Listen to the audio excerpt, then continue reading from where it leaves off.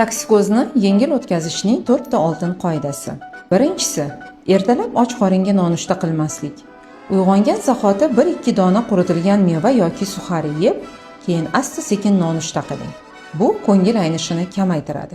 Ikkinchisi, tez-tez lekin kam-kamdan ovqatlaning. Har 2-3 soatda organizmga yengil hazm bo'ladigan ovqatlar iste'mol qiling. Och qolish toksikozni kuchaytiradi. Uchinchisi, toza havo va yengil yurishlar. Har kuni kamida 30 daqiqa toza havoda sayr qilish organizmni kislorod bilan boyitadi va ko'ngil aynish hissini kamaytiradi. To'rtinchisi, suv sizning eng yaqin do'stingizdir. Ko'p miqdorda emas, lekin muntazam kam-kamdan suv iching. Kun davomida 1,5-2 litr suv ichish toksinlardan tozalanishga yordam beradi va toksikoz belgilarini kamaytiradi.